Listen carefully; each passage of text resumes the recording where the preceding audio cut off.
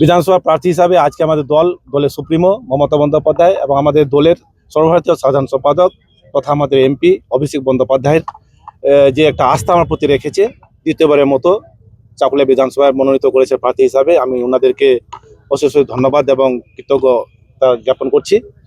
এবং আমি আমার চাকুলিয়া বিধানসভার প্রতিটি জনসাধারণের কাছে আমি আমার আবার একটা দায়িত্ব আমাদের দিয়েছে যে আমাদের টিএমসি পার্টি কর্মীদের উপরে যে আমাদেরকে আবার চাকুলিয়া থেকে এখানে জয়যুক্ত হয়ে দিদির হাতকে শক্তি করতে হচ্ছে।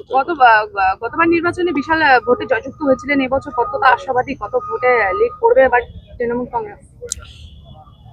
ভোটের কথা তো বলতে পারবো না যে কত ভোটে ব্যবধানে জিতবো, তবে জিতবো এটা 100%। কারণ মমতা বন্দ্যোপাধ্যায় যে উন্নয়নমূলক কাজ হয়েছে জনসাধারণের প্রতিটি বাড়িতে, এই সোশ্যাল ওয়েলফেয়ার যতগুলো স্কিম রয়েছে সমস্ত প্রতিটি বাড়িতে পৌঁছে গেছে। এবং আমাদের টিএমসি পার্টির কর্মী আমরা যারা রয়েছি, নেতৃত্ব যারা রয়েছে, সবাই আমরা শুরু থেকেই আমরা এখানে মানুষের সাথে থেকে মানুষের পাশে থেকে কাজ করার চেষ্টা করেছি। সেই সুবাদে আমরা এখানে জিতবো 100%। এবং গতবারের ব্যবধান যেটা ছিল তার থেকে বেশি ব্যবধানে এবার জিতবো আশা করি।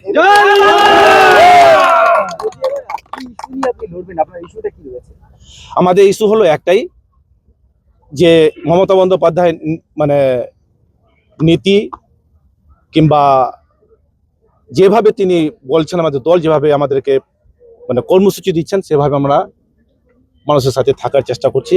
এবং এবারকার যে ইস্যু যেটা আমাদের হবে সেটা হবে একটা ইস্যু, আমরা সবাই মানুষের মধ্যে থেকে আমরা শান্তি শৃঙ্খলা বজায় রেখে আমাদের চাকুলিয়া বিধানসভাকে যা উন্নত হয়েছে 5 বছরে হয়েছে, যেটা আমরা উন্নয়ন করতে পেরেছি তার থেকেও বেশি উন্নয়ন করতে হবে। যেটা মানে অবশিষ্ট যেগুলো কাজ রয়েছে সেগুলো আমাদের কাজ সম্পন্ন করতে হবে। পাশাপাশি একটাই আমাদের করতে হবে, সবাই যেন শান্তি শৃঙ্খলা বজায় রেখে ভ্রাতৃত্বদ্বয় যেটা রয়েছে আমাদের এটা বন্ধনে আবদ্ধ হয়ে থাকতে হবে। মুখ্যমন্ত্রী মমতা বন্দ্যোপাধ্যায় একাধিক প্রকল্প দিয়েছেন প্রচুর, যেটা হচ্ছে অন্য রাজ্যে নেই।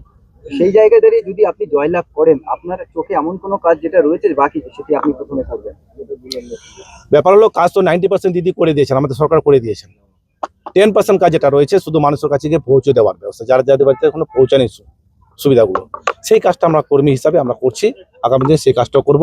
এবং আমাদের চাকুলিয়াতে সবচেয়ে বড় যেটা ছিল মানে স্বাস্থ্য এবং শিক্ষার ঘাটতি, আমরা গত নির্বাচনে 2021 সালে আমাদের দিয়েছিল কথা ছিল, তো আমরা চাকুলিয়া হাসপাতালটাকে সিজেরিয়ানের একটা সিমক্সের একটা ব্যবস্থা করতে পেরেছি। আগামীকাল তার অ্যাপ্রুভাল চলে আসবে এবং ডাক্তারও চলে আসবে হয়তো এই মাসের মধ্যে। এখন এমসিসি হয়ে গেছে, এখন জানি না কতদূর কী করতে পারবেন, তবুও আমি প্রশাসনের সাথে যোগাযোগ রেখেছি, আশা করি ওটা হয়ে যাবে হাসপাতালটা আমাদের সিজেরিয়ান সিমক্সের কাজ। এবং থাকলো কলেজের আমার কিন্তু ফাইল যেটা আছে অ্যাসিস্ট্যান্ট ডিপিআইয়ের কাছ থেকে ফাইল চলে এসছে, ডিপিআই অবধি চলে এসছে ফাইলটা, সেখান থেকে হায়ার এডুকেশন যে সেক্রেটারি রয়েছেন তার কাছে গেলে আমরা অ্যাপ্রুভালটা পেয়ে যাবো।